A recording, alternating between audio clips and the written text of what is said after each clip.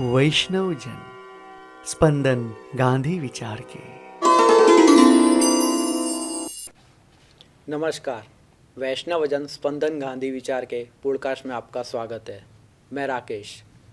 23 मार्च 1931 यह दिन इतिहास के पन्नों का ऐतिहासिक दिन माना जाता है। और जब इतिहास की बात आती है, 3 नौजवान हैं जिन्होंने देश की आज़ादी के लिए अपनी कुर्बानी दी थी। भगत सिंह, राजगुरु और सुखदेव, यह 3 नौजवानों ने देश की आज़ादी के लिए फांसी पर भी चढ़ गए थे। कई लोगों के मन में सवाल उठता होगा कि आखिरकार कौन है ये भगत सिंह, क्या चाहते थे, क्यों उन्हें फांसी की सज़ा दी गई। तो आज हमारे पॉडकास्ट के मुख्य मेहमान हैं डॉक्टर विक्रम सिंह अमरावत। स्वागत है सर। नमस्कार। जो गुजरात विद्यापीठ में इतिहास विभाग के सहायक प्राध्यापक है। पिछले 17 साल से वह विद्यापीठ से जुड़े हुए हैं। तो सर, मेरा आपसे पहला सवाल ये है कि भगत सिंह के जीवन के बारे में आप कुछ बताएं। धन्यवाद राकेश, मुझे आज के इस महत्वपूर्ण विषय पर चर्चा करने के लिए आपने आमंत्रित किया। मैं आपका धन्यवाद ज्ञापित करता हूं। सर, भगत सिंह का नाम पूरे हिंदुस्तान में जब वो थे तब से लेकर आज तक बहुत इज्जत से लिया जाता है। लेकिन साथ साथ में ये भी है कि भगत सिंह के बारे में लोग बहुत ज़्यादा जानते नहीं हैं। उनके बारे में सिर्फ सुनी हुई बातों से ही जाना जाता है और भगत सिंह एक कल्ट की तरह डेवलप हुए हैं। तो ये बहुत ज़रूरी है कि जो नई पीढ़ी है वो भगत सिंह के बारे में बहुत बुनियादी बातें और जो वास्तविक बातें हैं वो जानें, और उसके बाद फिर वो देखें कि भगत सिंह क्या थे, कौन थे, क्या चाहते थे, आज हम उनको किस तरीके से देख और समझ सकते हैं। पंजाब के जो उस समय का पंजाब था, आज पाकिस्तान में है। पंजाब के एक छोटे से गांव में एक ज़मींदार परिवार में पैदा हुए। पिताजी भी अच्छी खासी ज़मीन थी, दादाजी भी अच्छे खासे ज़मींदार थे। पंजाब, क्योंकि हम जानते हैं कि शुरू से ही ब्रिटिश विरोधी राजनीति का केंद्र रहा, तो उनके पिताजी और परिवार के लोग भी राष्ट्रीय आंदोलन में सक्रिय रूप से सदस्य रहे थे। यहाँ तक कि उनके पिताजी जो हैं वो कांग्रेस के सक्रिय सदस्य थे, और 1924 में जो बेलगाम अधिवेशन हुआ था, जिसमें जो एकमात्र अधिवेशन है जहाँ गांधी जी अध्यक्ष रहे, उसमें उन्होंने जो है अपनी हाजिरी भी दी और वो सक्रिय रूप से राष्ट्रीय आंदोलन में अपना उन्होंने योगदान दिया। तो इसी तरीके के एक परिवार में पैदा हुए। फिर जब थोड़े बड़े हुए, समझ हुई, तो हम देखते हैं कि पंजाब में इंसर्जेंसी हो चुकी थी उस समय, और रॉलेट सत्याग्रह के तहत फिर अमृतसर में जलियांवाला बाग में जब सभा हुई तो जनरल डायर ने वहाँ जाकर गोलियां चलाई। एक बड़ा हत्याकांड हुआ जो अंग्रेज़ों के इतिहास के ऊपर एक काले धब्बे की तरह है। उससे पूरा देश भड़क गया। भगत सिंह छोटे थे उस समय, उम्र 12 साल 13 साल उम्र थी। उनका मन भी आहत हुआ, और क्योंकि परिवार का माहौल था तो फिर देशभक्ति, राष्ट्रवाद, इसके प्रति उनका जो है वो जुनून धीरे धीरे बढ़ता गया। फिर जैसे जैसे आगे बढ़े तो फिर उन्होंने फिर अपनी तरीके से राष्ट्रभक्ति को उन्होंने इंटरप्रेट करना शुरू किया। असहयोग आंदोलन हुआ तो उस समय गांधी जी के प्रति उनकी एक निष्ठा जगी। लेकिन फिर जब असहयोग आंदोलन का स्थगन हुआ चौरी चौरा कांड के बाद, तो उसके बाद फिर वो आहत भी हुए कि ये कैसे संभव हो गया कि एक जब अंग्रेज हमको मार रहे हैं तब कोई आपको समस्या नहीं हो रही, जब हम उनको मार रहे हैं तो आपको समस्या हो रही है। एक बालक मन था उस समय, तो दुखी हुए और फिर वो एक अलग विचारधारा की तरफ वो बढ़े, जिसको हम क्रांति मार्गी विचारधारा कहते हैं। फिर तो लाला लाजपत राय ने जिस नेशनल कॉलेज की स्थापना की थी लाहौर में, उसमें वो पढ़े, और फिर उसी में ही फिर वो अपने उस समय के कई साथियों के साथ में, अपने शिक्षकों के साथ में उन्होंने बहुत चर्चाएं की, बात की, उनसे प्रेरणा ली, और फिर वो सक्रिय रूप से एक क्रांति मार्गी राष्ट्रीय आंदोलन की विचारधारा के साथ जुड़े और फिर उन्होंने अपना काम किया। उनके जो शिक्षक थे उनमें एक अच्छे इतिहासकार थे, जयचंद्र विद्यालंकार, जो उनके शिक्षक भी रहे, और उनसे ही उन्होंने फिर देश, क्रांति, राष्ट्रवाद, उसके संदर्भ में उन्होंने बात की, चर्चा की। उनके अच्छे एक शिक्षक के एक अच्छे मित्र होना भी एक अपने आप में एक महत्वपूर्ण बात थी, तो ये भी उनका योगदान रहा। समय के उनके मित्र थे सुखदेव, हाँ थापर, ये उनके मित्र थे। राजगुरु तो बाद में जुड़े क्योंकि वो महाराष्ट्र से थे, सुखदेव तो उनके साथ में ही पढ़ते थे। भगवती चरण वोहरा वगैरह ये काफ़ी सारे उनके मित्र थे। और फिर बाद में उन्होंने नौजवान भारत सभा नाम के एक संगठन बनाया, फिर वो हिंदुस्तान रिपब्लिकन एसोसिएशन से जुड़े, फिर बाद में उसी का नाम उन्होंने बदल कर जो है हिंदुस्तान सोशलिस्ट रिपब्लिकन एसोसिएशन कर दिया। उसमें सोशलिस्ट शब्द उन्होंने ऐड किया क्योंकि वो खुद जो है वो कार्ल मार्क्स से और वामपंथी विचारों से बड़े प्रभावित थे, सोशलिज्म से बहुत प्रभावित थे, तो वो कर दिया। फिर हम देखते हैं कि उन्होंने हिंसा का भी मार्ग चुना और सैंडर्स की उन्होंने हत्या की क्योंकि लाला जी की हत्या हो चुकी थी और लाला जी की हत्या का बदला लेना था। फिर उसमें वो गिरफ्तार हुए नहीं। फिर बाद में उन्होंने असेंबली में बम फेंक कर जो पब्लिक सेफ्टी बिल है उसके विरोध में उन्होंने अपनी बात कही और बहरों को सुनाने के लिए धमाकों की ज़रूरत है ये कहते हुए उन्होंने, हालांकि वो उसमें वो हिंसा नहीं करना चाहते थे और हिंसा हुई भी नहीं थी, वो सिर्फ बम उन्होंने फेंका था और वो उसमें वो गिरफ़्तार हुए। उस गिरफ़्तारी में उनको जो है आजन्म कारावास हुआ।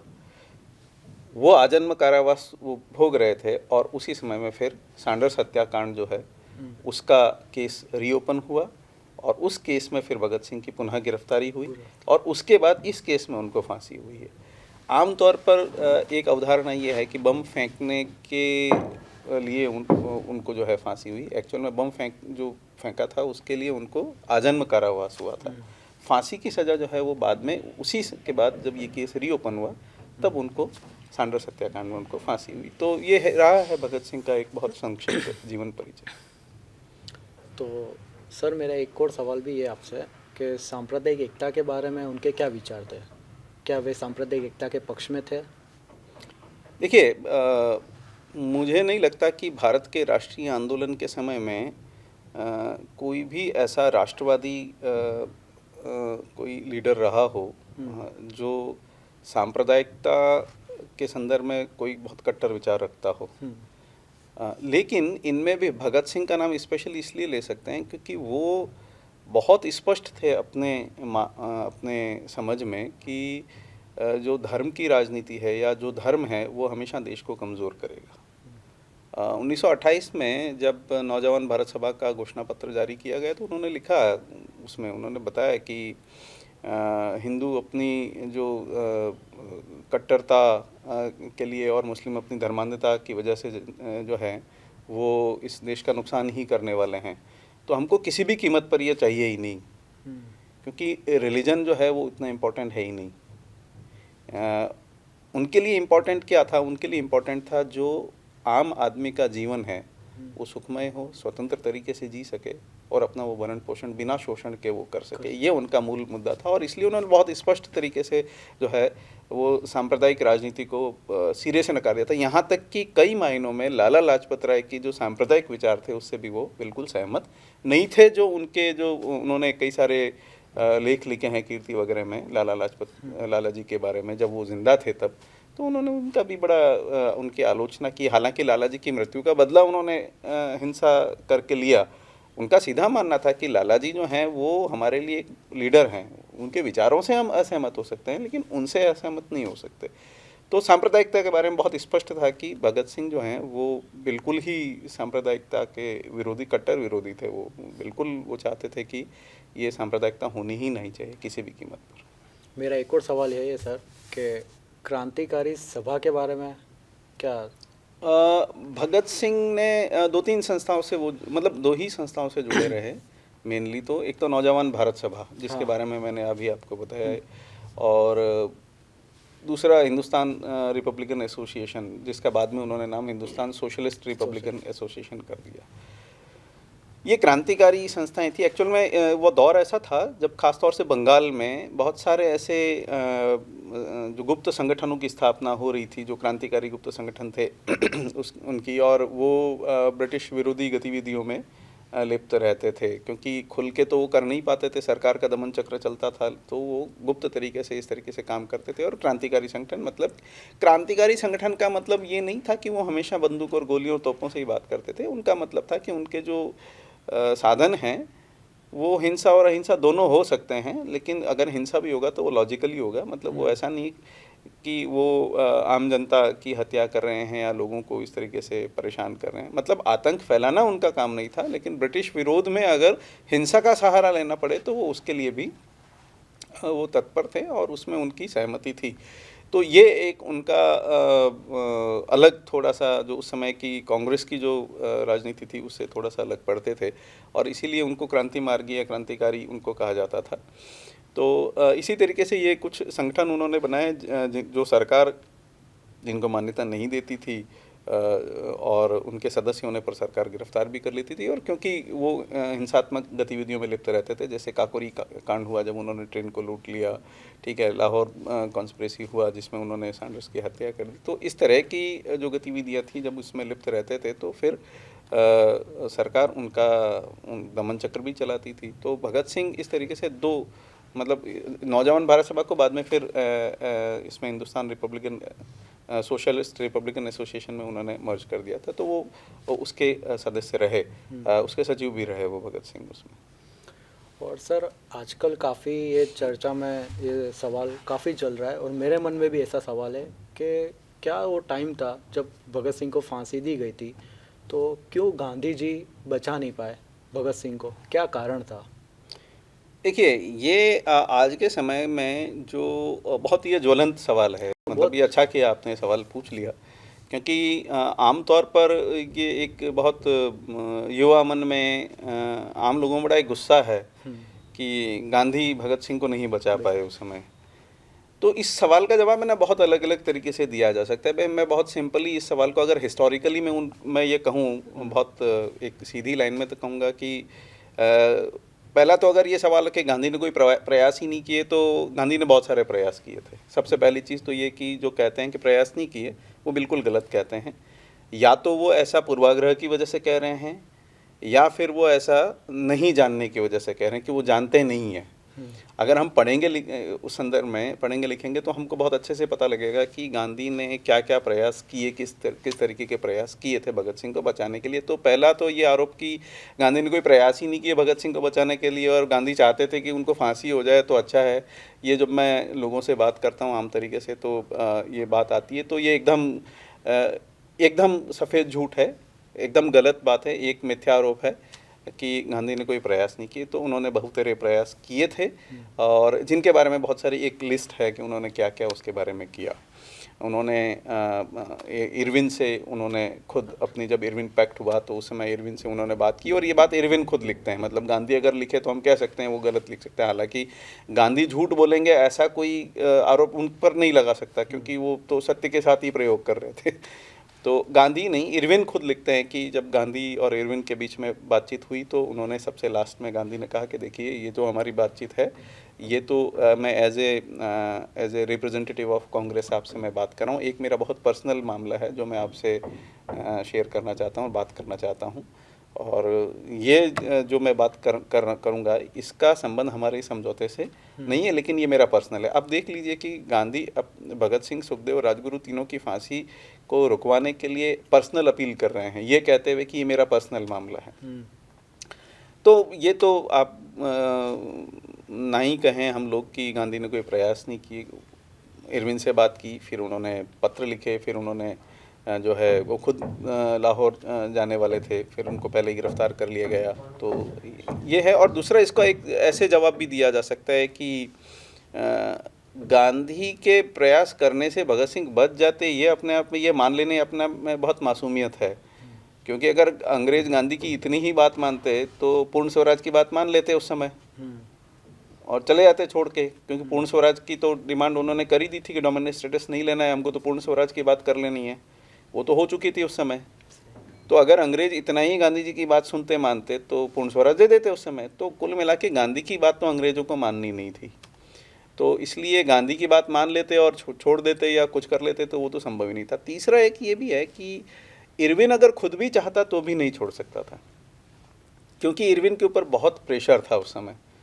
भगत सिंह, सुखदेव, राजगुरु, इन लोगों ने क्या किया था कि सैंडर्स की हत्या की थी। सैंडर्स कौन थे? सैंडर्स पंजाब पुलिस के एक अधिकारी थे।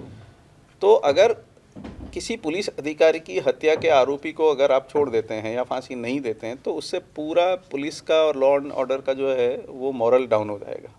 और उस समय पुलिस और लॉ एंड ऑर्डर अंग्रेज़ों का था। तो इरविन चाहता तो भी ये फैसला नहीं ले सकता था, क्योंकि ऊपर से उसको प्रेशर था कि इनको छोड़ना नहीं है, क्योंकि अगर इनको छोड़ दिया तो उस समय पंजाब की लॉ एंड ऑर्डर की जो सिचुएशन थी, जो अंग्रेज संभाल रहे थे, अंग्रेज़ों के पक्ष में थी, वो टूट जाती वो। तो ये भी पॉसिबल नहीं था। पंजाब को हम इतना सरलता से नहीं ले सकते और ब्लैक एंड वाइट में नहीं ले सकते कि ऐसा कह देते तो वैसा हो जाता। पंजाब उस समय अंग्रेज़ों के लिए बहुत जो है एक बारूद के गोले की तरह था वो, तो उसको संभालना उनके लिए भी ज़रूरी था। इरविन भी नहीं छोड़ सकते थे, वो चाहते तो भी नहीं छोड़ सकते थे। तो गांधी जी की कोई बिसात नहीं थी उसमें, कोशिश उन्होंने की, वो सफल नहीं हुई। और सर मेरा ये सबसे अंतिम सवाल है, एक इतिहासकार के रूप से मैं आपसे पूछना चाहता हूँ कि क्या आज के युवाओं को अगर भगत सिंह के बारे में जानना हो, क्योंकि कई सारे ऐसे इंटरनेट पे वीडियोस आते हैं जिसके बारे में और पिक्चरों में भी काफ़ी अलग तरीके से भगत सिंह को बताया है, आप एक इतिहासकार के रूप से आप किस तरीके से देखते हैं भगत सिंह को? देखिए, सबसे पहली चीज़ तो कि हम कैसे जानें भगत सिंह के बारे में, तो दो तरीके की चीज़ें हैं। एक तो जो ओरिजिनल राइटिंग्स हैं, जो भगत सिंह ने खुद ने लिखा है वो, और भगत सिंह के साथियों ने जो कुछ लिखा है, तो वो तो फर्स्ट हैंड इन्फॉर्मेशन है, प्राइमरी सोर्स है। तो ऐसे भगत सिंह के खुद के दस्तावेज़ हैं, उनकी जेल डायरी है जो अब पब्लिश हो चुकी है। उनके साथियों के बहुत सारे दस्तावेज़ हैं जो पब्लिश हो चुके हैं। चमनलाल जो हैं उन्होंने और राजकमल प्रकाशन ने उन लोगों के जो दस्तावेज़ हैं वो प्रकाशित किए हैं। इसके अलावा जतिन सान्याल ने भगत सिंह की पहली बायोग्राफी 1931 में लिख दी थी उनके डेथ के बाद में, जो उनके साथी भी रहे। उन्होंने उस समय उनकी बायोग्राफी लिखी, जिसको उस समय अंग्रेज़ों ने बैन कर दिया था, लेकिन बाद में वो पब्लिश हुई और अभी वो जो है इंडियन नेशनल बुक ट्रस्ट जो है उससे वो प्रकाशित हो चुकी है। काफ़ी साल, मेरे ख्याल से 65 में प्रकाशन किया था उस किताब का। तो वो बहुत बुनियादी जानकारी है भगत सिंह के बारे में, जो उनके दोस्तों ने लिखा है। भगत सिंह के जो दोस्तों ने बहुत सारी चीज़ें लिखी है, जो लेटर्स लिखे हैं, भगत सिंह ने पत्र लिखे हैं अपने पिताजी को, दोस्तों को, भाइयों को, और अलग अलग तरीके से। तो वो हमारे लिए बहुत बुनियादी जानकारी हो सकती है और इनका संकलन जो है वो किताब में पब्लिश है। सेकंड तरीके के जो सोर्स हैं, जो भगत सिंह के ऊपर कुछ हिस्टोरियंस ने अपनी किताबें लिखी है। जैसे चंद्रपाल सिंह, जो मैंने आपको बताया कि उन्होंने एक आर्टिकल लिखा, उन्होंने एक किताब भी लिखी है भगत सिंह के ऊपर।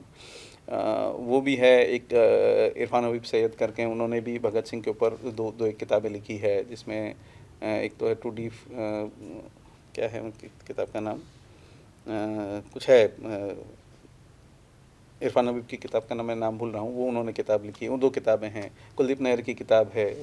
ऐसी काफ़ी सारी किताबें जो भगत सिंह और उनकी बायोग्राफिकल स्केच हैं, जो ऑथेंटिक हैं, मतलब उनको पढ़ा जा सकता है। इंटरनेट पर जो वीडियोज़ हैं वो देखे जा सकते हैं, एकदम मना नहीं है, लेकिन जो भी आप देखें, सुने और पढ़ें, उनको फिर अलग अलग सोर्सेज से टैली ज़रूर करें। और सबसे ज़्यादा अगर आपको और कुछ नहीं जानना हो तो भगत सिंह की जेल डायरी और भगत सिंह के साथियों के दस्तावेज़ जो चमनलाल ने जो एडिट किए हैं, उनसे आप बहुत बुनियादी जानकारी हम प्राप्त कर सकते हैं भगत सिंह और उनके बारे में। जैसे मैं आपको एक सिंपल मैं उदाहरण दूं कि गांधी और भगत सिंह के बारे में तो कंट्रोवर्सी, दोनों एक दूसरे के विरोधी थे। अब बताइए, गुजरात विद्यापीठ में हम बैठे हैं, गुजरात विद्यापीठ की तारीफ भगत सिंह करते हैं। अब हम गुजरात विद्यापीठ के विद्यार्थी होकर ये नहीं जानते, ठीक है, मतलब वो विद्यार्थियों को वो पत्र लिखते हैं तो उसमें वो एक उदाहरण देते हैं कि स्टूडेंट को क्या करना चाहिए, स्टूडेंट कैसे होने चाहिए, शिक्षण संस्थाओं का क्या काम है, उसके बारे में जब वो पत्र लिखते हैं तो उसमें एक उदाहरण देते हैं कि गुजरात की एक नेशनल कॉलेज के जो विद्यार्थी हैं वो बारडोली के सत्याग्रह में शामिल हुए और जेल गए।